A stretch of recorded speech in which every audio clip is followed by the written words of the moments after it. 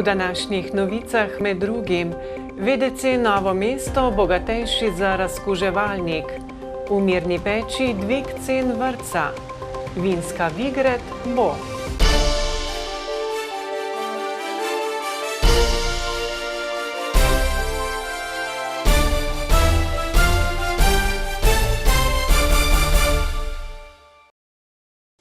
Lepo pozdravljeni. Epidemiološke razmere pri nas, število okužb namreč raste, za zdaj ne zagotavljajo sproščanja ukrepov. V novomeškem varstveno-delovnem centru pa so ob upoštevanju strogih pravil med epidemijo uspeli preprečiti širjenje koronavirusa po zavodu. Ker so po letu dni že utrujeni zaradi vsakodnevne skrbi za čisto bivalno okolje, so jim v novomeškem Lions klubu priskočili na pomoč s pomembno donacijo, z mobilno razkuževalno napravo.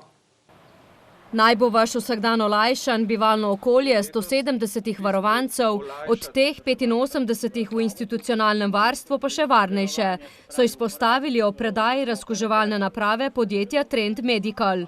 Olajšalo bo tudi delo zaposlenim, da bodo lahko še več časa namenili neposredno delo z uporabnikom.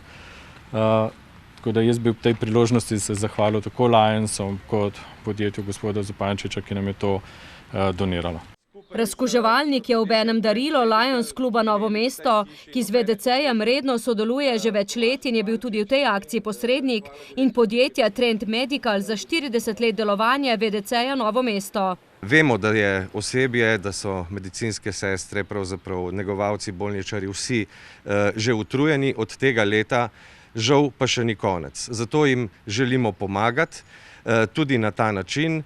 V novomeškem podjetju so se prvič odločili za donacijo takšne naprave, so pa vsako leto prispevali ali izdelke ali pomagali v finančnem smislu. Glede na to, da je zelo enostavna za uporabo, ker se nastavi čas uporabe, ki se ga določi glede na velikost prostora, sama potem samostojno očisti cel prostor. Z mobilno UVC dezinfekcijsko napravo vredno 5000 bodo lahko na najvarnejši način razkuževali zaprte prostore ter z njo uničili viruse, bakterije in glive. Za delovanje uporablja ultravijolično svetlobo, s katero deaktivira DNA bakterij in RNA virusov, torej deluje brez kemikalij. Država jim ne omogoči dovolj finančnih sredstev, da bi si lahko sami kupili take naprave in zagotovili zdravo in čisto okolje za sebe in za varovance.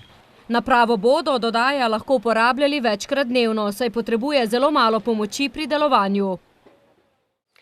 Lepa gesta, zdaj pa o podražitvi.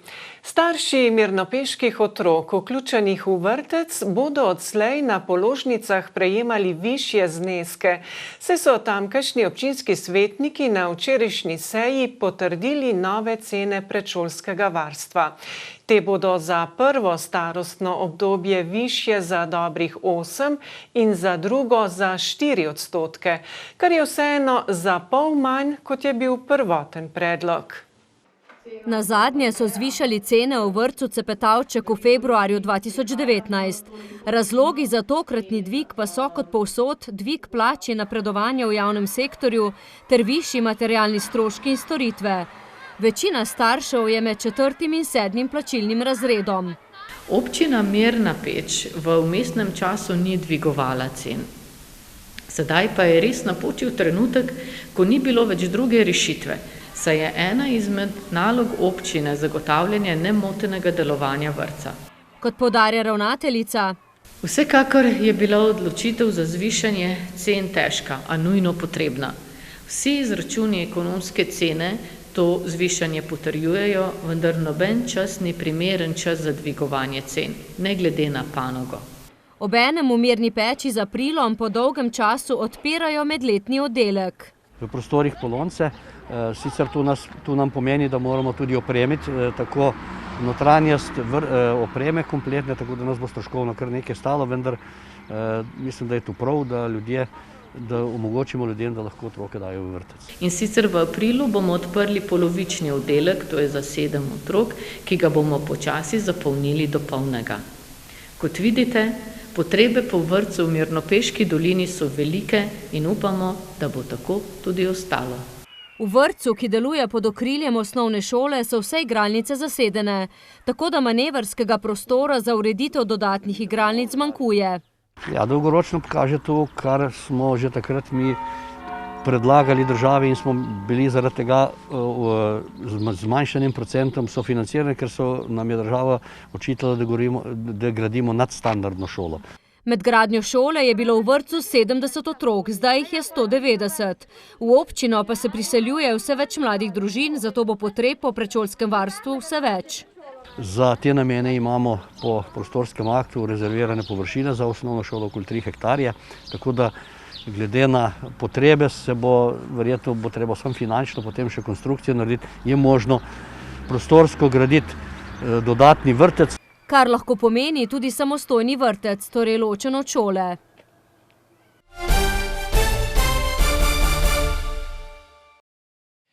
Sedaj pa na ceste. Prvi del obnove Vodeniške ceste od Samostana do Ivanš je kostanjeviška občina zaključila lani. Temeljito in prepotrebno prenovo nekaj kilometrov lokalne ceste do velikih oziroma malih vodenic bodo etapno nadaljevali prihodnje leto. Ob Resljevi in preostanku Hmelske ceste ter nekaterih makadamskih odsekih je letos na vrsto za prenovo namreč prišla lokalna cesta med Kostanjevico in Podbočjem. Cesta je ponekod že precej načeta. Zaradi izrazitih grbin, na katere opozarjajo tudi prometni znaki, varna udeležba v prometu zahteva dodatno previdnost. Vedno se iščejo neke prioritete, ki je bolj pomembno, zato smo lansko leto, ampak vsako leto obnovimo en odsek take ceste, naprimer predlansko tako nad Jamo, proti Oštrcu tisti del razširili, pa letos smo seveda proti Vodenicam. Zdaj smo rekli, da moramo še te Karlčati odseki potem najbolj kritični naj bi bili sanirani. Za temeljito prenovo lokalne ceste od občinske meje proti Karlčam in naprej v smeri proti Kostanjevici v proračunu zagotavljajo skoraj 170 000 evrov. Zanjo bo občina namenila prejeta sredstva po zakonu o financiranju občin, pojasnjuje župan. Mi računamo, da bo ta 23. člen v tej vsoti.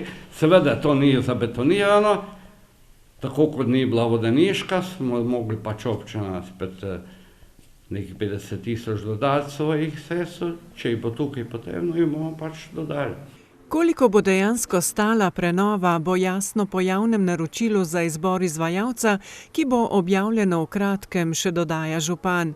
Po končanih prenovitvenih delih bo za krajane Karlč in ostalih bližnjih vasi udeležba v prometu postala bistveno bolj varna. Z avtomobili je povezana tudi naslednja novica. V središču Trebnjega bodo kmalu, predvidoma že septembra, uvedli plačevanje parkiranja. V preteklih 2 letih so na to temo opravili široko javno razpravo s prebivalci, želja vseh pa je zeleno središče mesta z manj pločevine. Središče Trebnjega je ob delavnikih po mnenju vodstva občine in tudi občanov prepoln avtomobilov. Vsako dopoldne je Trebnje preplavljeno z avtomobili. Sedaj bo tukaj v samem centru, pa še v nekaterih drugih, možno parkirati ob plačilu parkirnine.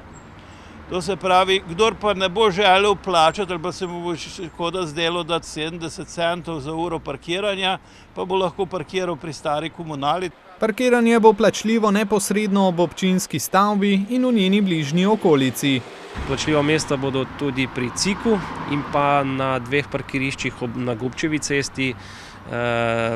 Poleg tega pa bodo še uvedene tudi cone, kjer bo se uveden sistem plačevanja z letnimi dovolilnicami. Ob letnih pa bodo na voljo tudi polletne in mesečne. V središču mesta bodo tako sprostili prostor za nove vsebine. Kot tržnica, kot prostor, kot trg, to se pravi za življenje meščanov in vseh in obiskovalcev, ki prihajajo v Trebnjem. Torej, če želimo napredek, mora biti mesto organizirano. Do septembra bodo postavili parkomata, upajo pa na čim manj negodovanja občanov. Jaz upam, da bo ta red sprejet dobro pri prebivalcih, kajti ta prostor je namenjen njim in v vsakoletni akciji mobilnosti tudi ljudi spodbujamo, da se pravi naredijo nekaj korakov peš. Kar je v dobro mesta in tudi lastnega zdravja.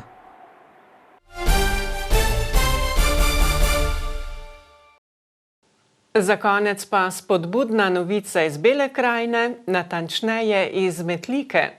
Organizatorji največjega vinskega festivala v Sloveniji so se odločili, da letošnjo vinsko Vigred vendarle izvedejo. Ta naj bi bila 22. maja. Zaradi znanih razmer lani Vigredi ni bilo. Epidemija sicer še traja in negotovosti ni konec, a se bomo danim razmeram prilagodili, pravi metliški župan.